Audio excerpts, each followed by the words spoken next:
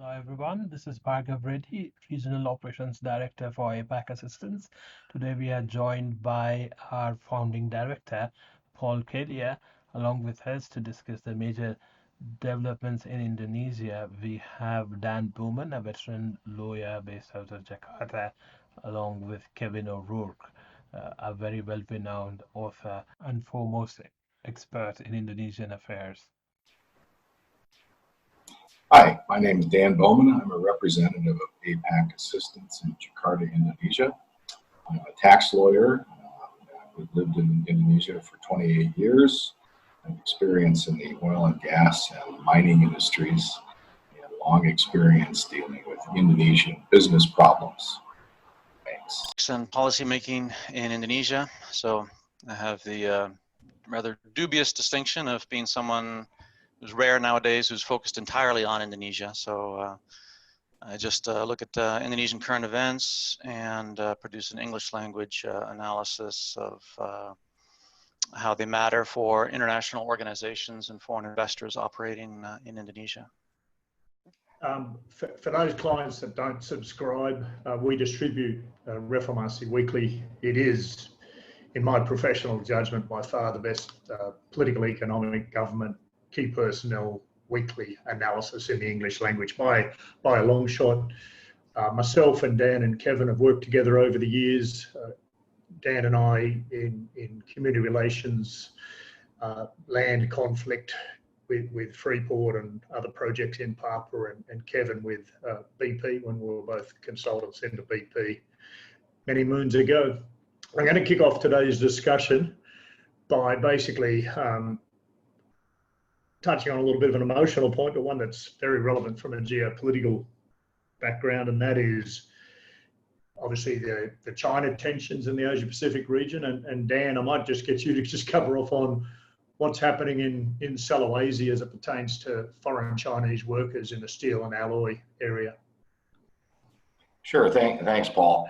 Yeah, as I'm sure everyone knows, there is a bit of geopolitical tension between Australia and the United States on one hand and China on the other. And right in the middle of that, of course, is Indonesia. The Chinese have funded many major infrastructure projects in Indonesia. And it seems like one of the quid pro quos for that is to establish a major nickel producing industry in the islands of Sulawesi and possibly to be extended to Maluku. These industries are wholly Chinese owned. They are staffed by Chinese citizens, and they enjoy, in essence, exemption from many of the laws and regulations in Indonesia. They're sponsored by a very powerful minister here, probably the most powerful minister, named Luhut Panjaitan. This is, obviously a geopolitical issue, and it has been extended recently in some statements by the minister that he is going to also extend a franchise to develop rare earths on the islands of Bangka and Belitung, which sit astride the Straits of Malacca, to a Chinese company which called Sinomax, which, as far as I can tell, is a pillow manufacturer. So it may just be some hype. But the extent of the Chinese dominance of the Indonesian investment scene is really quite striking. Not more than 10 years ago, American investment was dominant in Indonesia, specifically through Freeport and Exxon and companies like that had major capital investments and were major purchasers of equipment, such as equipment from Caterpillar.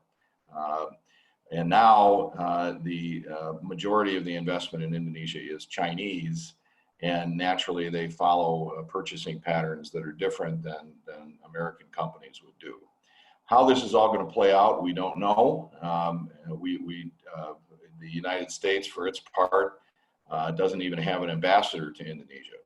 So I suspect that the Chinese investment will continue to make major inroads in Indonesia, although it is causing some discomfort to some of the Indonesian elites who feel a bit threatened by this, and I'm sure Kevin will have more to say about that. So that's pretty much of an update on the Chinese issue. Are there any specific specific parts you'd like me to cover, Paul, or is that enough of an introduction? Look, I think that's enough of an introduction. I'll just open up a question there for Kevin. Kevin, how do you think the Hood and the various political factions are going to be affected? How will this play out potentially in the inner sanctums? Yeah, I think that it's possible to anticipate that the Chinese are going to learn from scratch some of the extremely hard learned lessons that other foreign investors have experienced over the past couple of decades. For example, it's clear that there's excessive expectations on the part of Chinese officials about what they can elicit from Indonesia in terms of, for example, they're asking for a green lane for bringing in personnel for projects as well as equipment and materials in order to basically bypass all the various customs duties and regulations and quarantine rules in effect now for COVID-19 and so on and so forth. And that's really not realistic. So it's actually kind of comical to watch that, because even if ministers agreed to it, even if the president himself agreed to it, it would not actually happen in practice because of all the layers of bureaucracy involved and the logistics of that type of thing. So there's a learning curve that I think that these fairly new Chinese investors are going through, although it is hard to generalize about them, because China is so huge and there are so many types of operators that you see different types of Chinese entities operating very differently in Indonesia. Some are not so politically strategic in China, and when they arrive in Indonesia, they need to watch what they spend, and they end up being quite commercially oriented. That's in the cement sector, for example. There's been a Chinese investor who's done very well in that way. But then what's garnering headlines right now, though, are the big headline-grabbing projects, the Jakarta-Bandung fast railway, for example, and the nickel projects in the east. And those are the ones where the Chinese officials are now trying to seek these special exemptions and dispensations for them. And that's something new. There had not been before this year such public demands made by China for special treatment from Indonesia. And in fact, the ambassador from China to Indonesia, along with two counselors, did a public Zoom conference call where he made these requests very public. So that's an unusual development. So it shows that the Chinese are definitely being more assertive diplomatically, and they're getting response from Luhut Panjaitan, who is indeed the most influential minister in terms of his relationship with the president. He's a long-standing business partner of Joko Widodo. But Panjaitan's actual role as coordinating minister for maritime affairs and investment doesn't have any tangible power, so he's constantly dependent on going to the president in order to ask for what he wants to be actually enacted. And meanwhile, there's a lot of other ministers that have a lot of power, in particular the finance minister, Sri Mulyani Indrawati, and she's very much by the book. So it's going to be messy, but it certainly is the case that the Chinese have a strong interest in Indonesia, and they're seeking to expand and develop further. But it's going to be a very messy process with a lot of stops and starts. So just on the Sri Mulyani factor, I'm going to talk quite sensitively here, or at least ask Dan to in generic terms. But Sri Mulyani's position in Parliament may be getting somewhat, in her official role, maybe somewhat getting tainted by members of Parliament, particularly Sri and a couple of other people have compromised themselves. Dan, could you, in very generic, non-identifiable manner, discuss what I'm alluding to there? Yeah, sure, Paul. Sri Mulyani is looked at as the honest broker in the government, and she is she does do things by the book, and she has reformed numerous ministries, at least on the surface, to appear a little bit more Western. And as a former, senior official in the World Bank, she's following a Western playbook to try and make Indonesia's face to the world seem logical and following the rule of law, et cetera. Unfortunately, in the last few weeks, she's had a number of setbacks. She tried to burnish her political position by doing a little bit of the typical political advertising in the distribution of aid, putting her face on aid packets, et cetera, and that one fell pretty flat. She also has had a major agency under her control called the OJK, which is the Indonesian SEC, implicated in probably the biggest theft of government funds since the bank mega incident, in which several $billion were skimmed off with the approval of one of her agencies, or with the complicity of one of her agencies, the OJK. And that has tarnished her position a little bit as well. She is also quite restrained by the coordinating minister for economy, who is from the Golkar party and is a veteran politician and the son of a former minister. So I would say that Sri Mulyani is, she's fighting the good fight, but I think that as we approach the 2024 elections, which the election process has already started as far as I can tell, her position is going to be minimized, and the old ways of doing things are going to swamp the reformist agenda that was promised by Jokowi from the beginning. Thanks. I'm just thinking there, as you mentioned, that the Jiwasraya situation, Kevin, is that relevant or not linked to these same dynamics? Yeah, I would say that it is relevant. Could you give background on what I'm referring to? Yeah, it's a state-owned insurance company that for years was run as a Ponzi scheme, not like a Ponzi scheme. It was a Ponzi scheme, and it defrauded 17,000 investors of at least 16 trillion rupiah, maybe even double that amount. So, about $1 billion.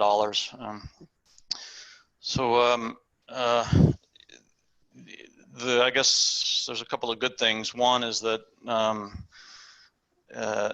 COVID-19 has created such an economic crisis that dwarfs Jiwasraya by comparison now. In fact, the stability of the banking system as a whole is really a major focus of attention for everybody from now for the rest of this year, I think, at this rate.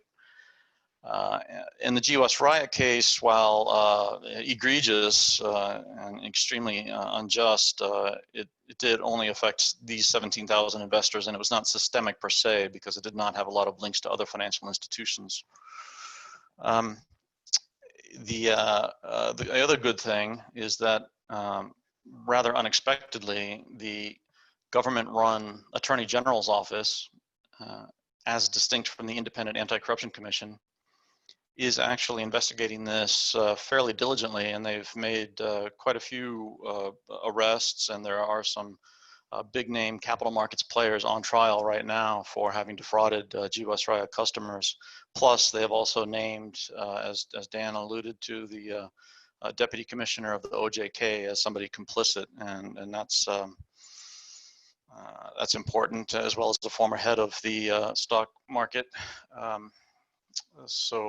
Ari Firmansyah, who's somebody who is very eminent and respected. So the AGO is gradually building up cases against all those involved, and so I think that should help uncover what actually happened and maybe help rebuild some credibility. This is all under the OJK, which is an independent institution. The head of the presidential staff, Muldoko, a retired 4-star general, former military chief, does have connections to the former finance director of Jiwasraya, who perpetrated this. That person left Jiwasraya and joined Muldoko's staff for a short while last year. So that reflects poorly on Muldoko, but AGO investigators have not yet implicated him. As for Sri Mulyani, I think that she must have been very frustrated by how the former state enterprise minister, Rini Sumarno, had managed Jiwasraya for years. I know she's also been frustrated with how the OJK has performed. It's jointly controlled in part by BI and the finance ministry, but it's really independent from her. And the other thing, though, is that Sri Mulyani is all the more important to the government right now because of the increasing need for both foreign investment to stabilize the current account deficit, and especially foreign borrowing to finance the growing fiscal deficit this year. They are doing debt monetization, so issuing government bonds directly to the central bank in order to fund the deficit for the first time basically since the 1960s, and that's unfortunate. But Sri Mulyani is important for the government's credibility during a crisis like this. But I would agree with Dan that the reforms that Sri Mulyani would hope to implement and that the president had promised to implement are going to be facing a very uphill battle now, just given the severity of the economic crisis. Arguably, there's even more of a rationale for doing it, and all the disruption actually may create an opportunity to push it through. But knowing Joko Widodo and his style and his personal predilections, that's probably unlikely. Instead, he's probably likely to become even more cautious under these conditions. So I'll come back to Joko Widodo, particularly the video that he released pertaining to performance on the pandemic by various ministers. But Dan, I'm going to just drill in quickly on Sri Mulyani again, because does a lot of good, has an incredible international name, but at this stage, all the stuff at the top end, the large investors, the large mining resource companies, those that have the political connections are all good. Problem is a big chunk of the economy relies on smaller foreign investments, foreign-owned foreign investments that are smaller by nature, and therefore, in the complexity of Indonesian politics, extremely vulnerable. Is Sri Mulyani protecting private-owned resource sectors, or is if you're going to be in Indonesia, is it now a time to be ensure you're extremely big with extremely large connections, because otherwise you're vulnerable? Yeah, that's a very interesting question. And Indonesia has become, in my 28 years here, this is the most interesting situation I've ever seen. And I think it almost harkens back, and I wasn't here during the Sukarno era, but it harkens back to the emergencies, the economic emergencies of the Sukarno era, which gave rise to the Suharto era, in an era of political ferment.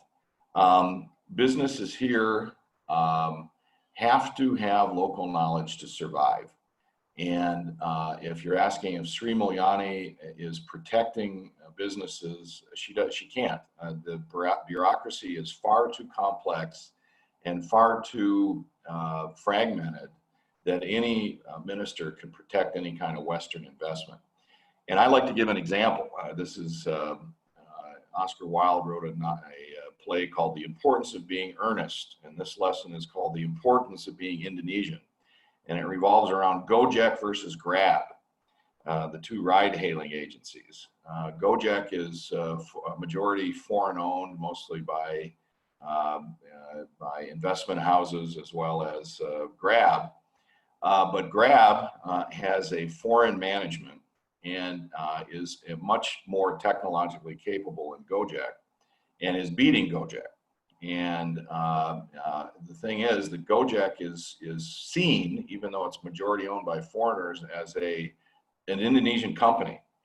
And now Gojek has been skillful enough to get the Anti-Monopoly Commission to fine Grab, which is an indication that perhaps Grab, being seen as a foreign company, is going to be somehow disadvantaged versus Gojek. And it's going to be fascinating to watch this. Grab has been smart enough to hit back by hiring a politically connected lawyer named Hotman Paris, who has gotten right in the president's face to say that, if you do this, you're going to hurt foreign investment. And, basically, we're both foreigners. So why are you helping Gojek? And I mention this story because Indonesia is now simultaneously a place where there's a lot of opportunity, because the government and, to a certain extent, businessmen here are becoming desperate for capital, desperate for loans, as Kevin mentioned. And like in the Sukarno era, they're looking for real projects. However, even though real projects could possibly take root here in the next few years, local intelligence is incredibly important, as illustrated by the Gojek versus Grab story. So I'm cautiously hopeful about what the investment environment is, but relying on somebody like Sri Mulyani, who has good intentions and some Western-facing attitudes, she doesn't have the stroke to protect, a business here, in my opinion. Kevin, do you want to comment on that, or should we focus on the video released by Jokowi a few days ago? Yeah, sure. On the video, what happened there is that on June 26th, there was a video released by the president's website showing him berating cabinet ministers and lamenting the slow pace of social welfare assistance distribution, especially by the health ministry, and saying that there had been not enough extraordinary measures taken to address the pandemic. In fact, that video was a recording that had been done 10 days earlier. So it was interesting that they chose at that time, about just over a week ago now, to release it. So, and the other key feature of the video is that the president explicitly mentioned the prospect of a reshuffle. He threatened to implement a reshuffle in order to make the cabinet perform better. So there's a few different things going on. One is that to a certain extent, this is Widodo shifting the blame, clearly. That's something that he's prone to do. And so an attempt to deflect public dissatisfaction with the pandemic response from himself to his ministers. It's also a threat to try to prompt ministers to perform better. And just today, aides to the president claim that has worked, these are members of the president's main party, PDIP, claimed that the threats that he made have indeed brought about better performance. But the health minister in particular, Terawan Putranto, he's a three-star Army general who had been a radiologist with no background whatsoever in epidemiology or infectious disease or public health.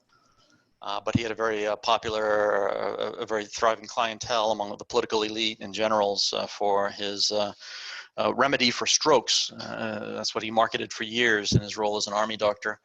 And the Indonesian Doctors Association had tried to oust him from the profession in 2018, but failed because of his political clout. And then the president actually put him in the cabinet as health minister last year. And as such, he was the worst appointee in a very mediocre cabinet. And so he's been a real failure in the pandemic response for sure. So I think that there is likely to be a reshuffle in order to replace him with somebody who has some better professional merit. And the president did a trip to Central Java last week to review crisis response efforts there. And there was a small entourage of ministers accompanying the president, but the health minister, Putranto, was absent, which is, I think, telling. So it should just be a matter of time before there is a reshuffle. It should be sooner rather than later, but it may just be a very limited one, changing just a handful of positions, maybe as few as one position. But it could be more extensive. It's really impossible to tell, unfortunately. Those things are kept very tightly under wraps, and so there's not a lot of signals to interpret on that front right now, unfortunately.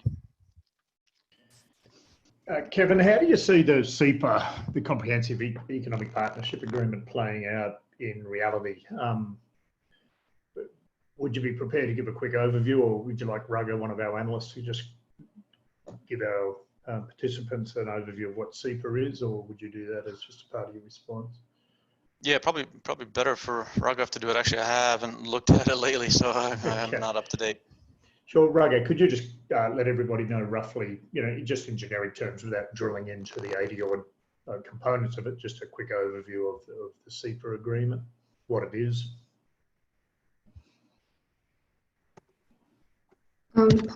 Paul, I only have a brief amount of knowledge on CEPA. So the IA-CEPA, it just creates a framework for Australia and Indonesia for a bilateral economic partnership, and it basically fosters economic cooperation between businesses, communities, and individuals. So this is my basic understanding. Look, I think the key thing with CEPA is that it fundamentally removes a lot of tariffs between Australia and Indonesia, and what that is a significant advantage for Australian companies operating in Indonesia and vice versa. And this is quite comprehensive. Dan, you might like to just sort of highlight why it's so important before we ask Kevin to sort of give his overview on how he sees it playing out. Yeah, it's really quite an achievement for Australian diplomacy.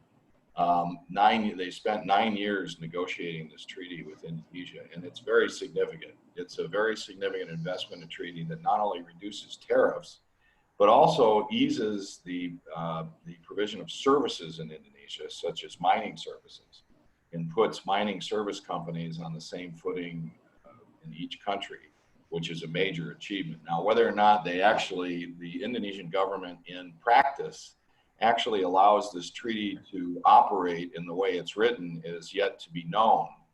But I can tell you, we already see in Indonesia the effects of the treaty with lower prices for agricultural goods in the stores. And that will be a bit of a problem if the farmers in Indonesia begin to protest it.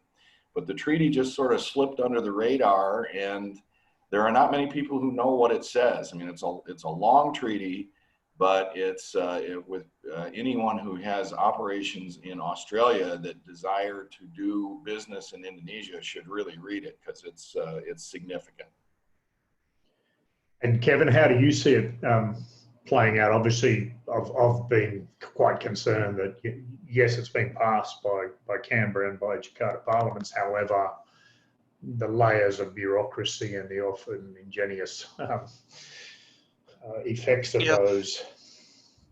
Well, yeah, implementation is always going to be a real uphill battle for sure, but it is important in a number of ways. One, the two economies have so much complementarity that there are a lot of synergies that can be realized there. The flip side of that is that the Australian economy is just not that big compared to the EU or to China or to the US, so the potential is somewhat limited just because of that. But it opens up the car sector for Indonesia to export to Australia. So when things were moving along quite well about 6 months ago, that had looked to be something quite promising. Now, of course, the whole world is slowed down, so it's hard to envision at what point Indonesia is going to be exporting vehicles to Australia, but that's still a possibility at some stage.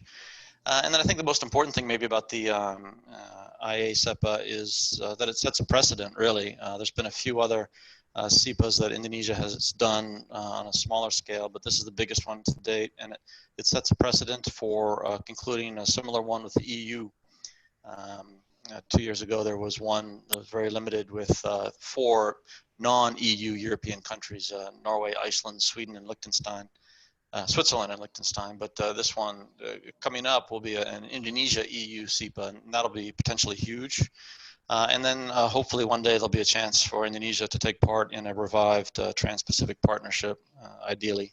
So it's interesting to see, as Dan mentioned, that this thing finally got through with a few fits and starts without actually a big political fight. So that's an encouraging development, I think.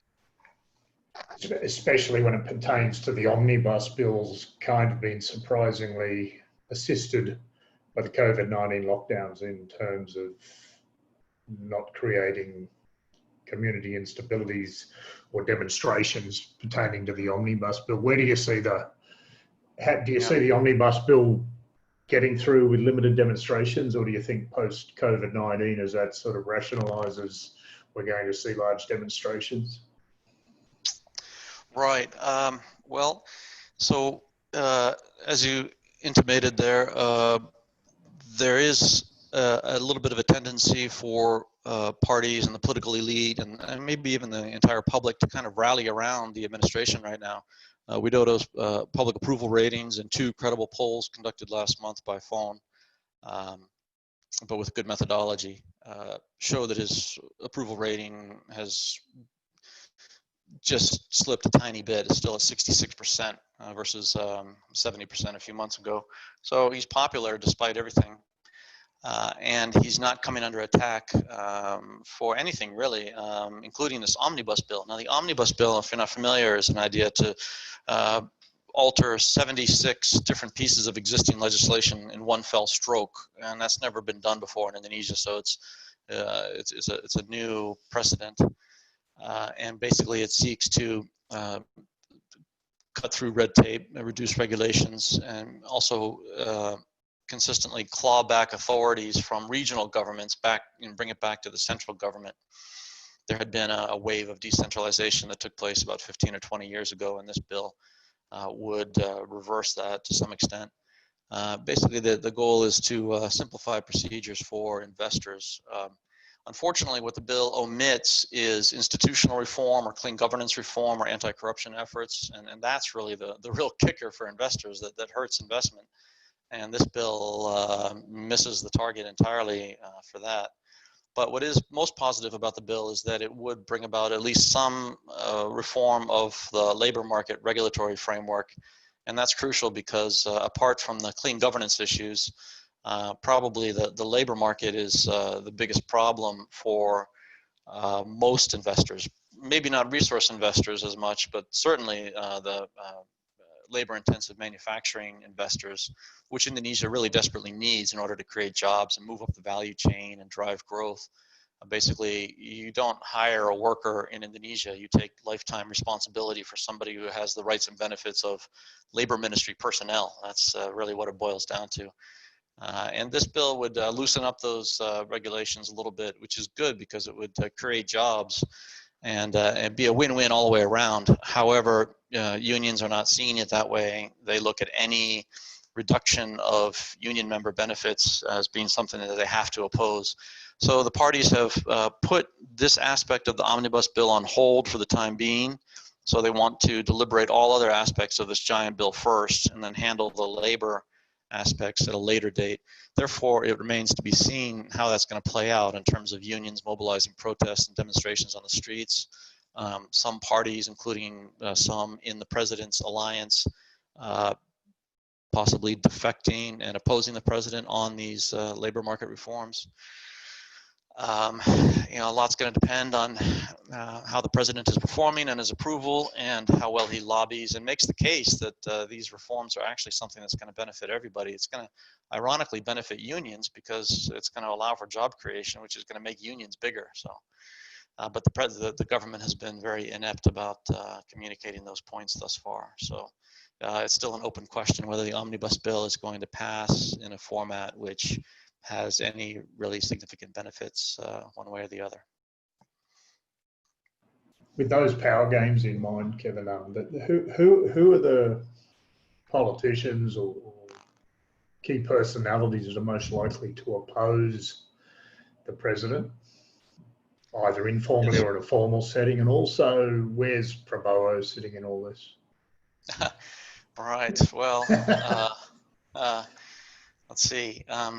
Answer to your first question is Megawati. She's probably quite crucial. As chair of PDIP, she controls the largest share of parliament, which is 20%, which is not much, but it is the largest of the 9 parties that comprise parliament that are deliberating this bill. And PDIP considers itself the experts on labor issues, and it was the labor minister in Megawati's cabinet in 2003 that wrote the current labor law, which has created such problems for the manufacturing sector ever since. And they seem to be opposing these elements of the omnibus bill. And so therefore, if these labor market deregulation measures pass, they will have to do so against PDIP's opposition, as well as that of the opposition parties, of which there's 2, Partai Demokrat and the Islamic Justice Welfare Party, PKS. And then there's a neutral party called PAN. So together, they would still account for a minority. So it is possible for the other 5 parties in Parliament to back these measures and pass the bill. Plus, it's possible for the president to implement a reshuffle and bring PAN and Party Democrat on board in his alliance, and thereby get more support for this that way. And that's a distinct possibility. As for Prabowo, he chairs Gerindra, which had been the largest opposition party, but despite Prabowo rejecting the presidential election outcome last year, Widodo put him in the cabinet as defense minister.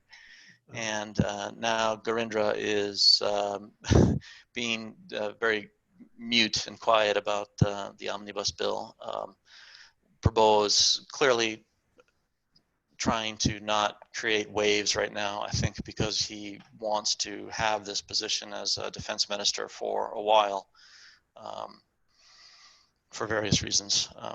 So ironically, a Gerindra figure is actually the chair of the legislative commission that is handling the deliberations of the omnibus bill. So they are quite instrumental in the process. It seems like they're supportive of what the bill contains so far, but it's still early days, especially with regards to the labor components. Yeah, and Dan, how do you see the dynamics surrounding the wonderful mystical figure that is Prabowo? Well, I agree with Kevin. He's trying to keep his head down right now, and my opinion is that the 2024 election has started. I think he's going to run again, and I think he's making alliances with powerful people. The labor issue is radioactive. It's a no-win situation. The labor law has made the things like shoe factories uneconomic, because when they have to lay off the workers due to no demand, they can't pay the gigantic severance that is in the labor package, although there hasn't been a lot of unrest about that right now. At some point, as benefits run out and as the government, if the government's response to COVID is not good, there's going to be unrest. And the question is, who's it going to be aimed at? So everybody is trying to avoid it right now, which is why they deferred the deliberation of the part that reforms the labor sector, but they adopted the part of the omnibus bill that re-centralizes government and basically, in my opinion, re-centralizes graft in the central government and takes it away from the regions and from the provinces and the kabupatens. That is going to have an effect too, because I believe the regions and the kabupatens don't really realize yet that this has happened. Yes. And as far as Prabowo is concerned, he's happy in his role as Minister of Finance, and he would like to ride out the storm there, I believe. Okay, so now let's just hone in on a couple of the security dynamics. Obviously, what's happening in particularly Sulawesi and Bunker Island with the Chinese, Dan, is that potentially going to feed anti-foreign sentiment, feed or emotionalise potential terrorists? Or do you see it as not having that extreme an effect? No, I don't think so. Unless local people in Sulawesi, who have already complained about the presence of the Chinese, unless they, there is a major movement to revolt, I don't see that happening, because the security apparatus in Sulawesi is very protective of the Chinese investment. And I think it would take and they're also trying to keep their head down. And I think it would take a major problem for there to be any unrest in Sulawesi. I think the potential for unrest really is in the big cities. People's reserves are beginning to run out. There's a lot of layoffs. There's a lot of salary reductions. It's a testimony to the country that, this situation has remained calm up until now. But I think in the cities, in the coming months, there could be some unrest, and it's going to be a real challenge for the government to manage that. Okay, and what about, if we flick to Java, I think Detachment 88 made arrests yesterday. Is this in any way related to COVID-19, or is it just a normal terrorism undermath that's in society playing out? I think that's a good question for Kevin. Good pass. Right. Yeah, there was a small explosive device detonated right in central Jakarta, right in the Menteng neighborhood, not too far from the presidential palace and the governor's house and so on. Yeah, it's these types of things are actually par for the course, I think, periodically in Indonesia. Relative to plenty of incidents in the past, this one appears to be quite minor, just in terms of the detonation of this device. It barely damaged the SUV where it was apparently located. So I think it just shows that that terrorism is a latent threat, regardless of public health considerations. Yes. If we flick over to Papua, and I might ask Ian, seeing we've got him on the call, the West Papuan Liberation Army was analysed by us and most sensible pundits to be responsible for the killing of the New Zealand citizen at Freeport's office block number 2, which is in a very previously benign area.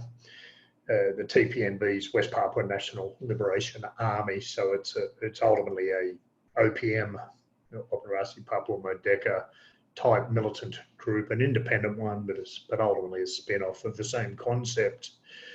They basically said they're going to, despite their declaration of war against the Freeport mine, are going to be quiet during the COVID-19 outbreak so as not to impact troubled communities further.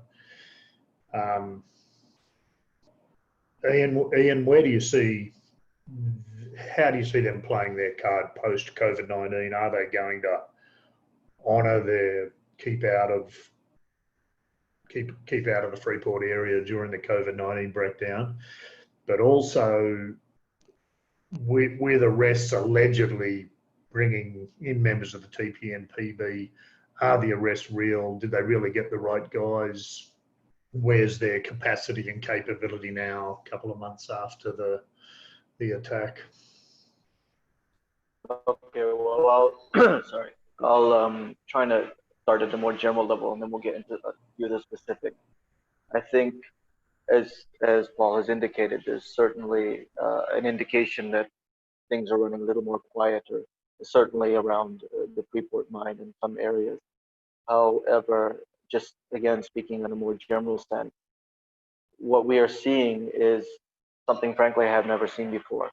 It's the sophistication, both in terms of technology, but in terms of strategy, that hasn't been evident before. And you're seeing separatist activity, for example, in Pegunungan Bintang, which is on the PNG border, which there hasn't been anything there for quite some years. And you're seeing activity up and down the central mountains there that has not been there before, including, as I said, areas that have been generally peaceful or not involved. And of course, the attack at Freeport was indication of better coordination, strategy, and arming. There may be questions about where some of that is coming from, but there's definitely, how should I say this, cooperation with government, a local government, and perhaps central government, but certainly with local government. They're used as tools to secure positions of power, and as such, they can turn out to be a double-edged sword. Speaking specifically to the COVID situation, they're not going to, as I said, they don't seem to be doing very much, but they're definitely active still. And there's been activity in the border areas of the Freeport area, so the Kabupaten regencies in that area. And most of that has actually been Papua on Papua. A lot of these groups are dominated by the Dani or the Lani tribe, and they're taking advantage of their weapons and power to push out smaller tribes and take over their areas. So you're looking at a very complex dynamic of intertribal warfare, cultural issues, and of course their target at Freeport and the Indonesian government. And I see that the central government has been taking advantage of this COVID situation to sort of indirectly push for their freedom or their autonomy from the central government, in that they've gone against the president in restricting flights. They've been telling the people that we need to return to our traditional ways, gardening, so everybody's opening new garden areas. You know, we don't need to be dependent on rice in Jakarta and so on. So I see this as also a coordination between the groups to push their own agendas, their own political agendas, which will probably be pushed much more strongly once COVID resolves a little bit.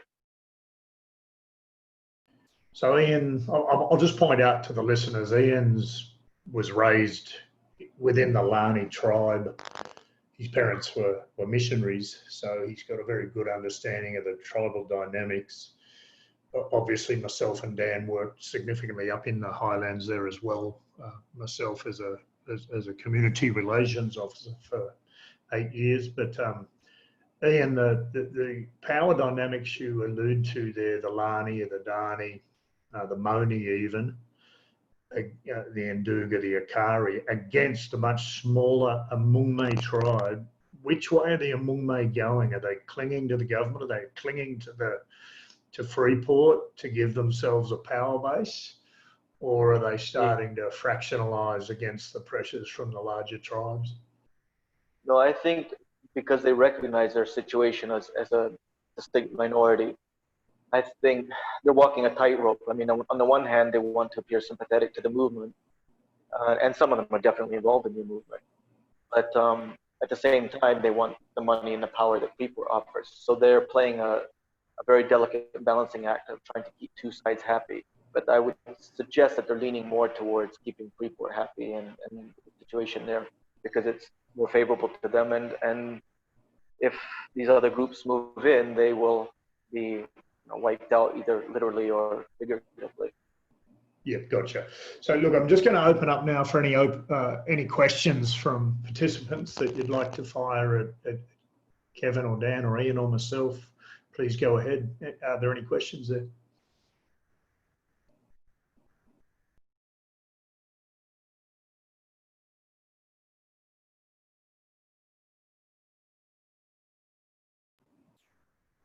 Okay, if there's no questions, we might wind the session up. But thanks very much for everybody's attendance. Appreciate it greatly. I hope you found it valuable. And for those of you sitting in on the Asia Pacific session on Thursday, we look forward to chatting again. Thanks, Paul. Thank you. Yep. Cheerio. Bye-bye. Thanks. Bye. Thanks, Paul.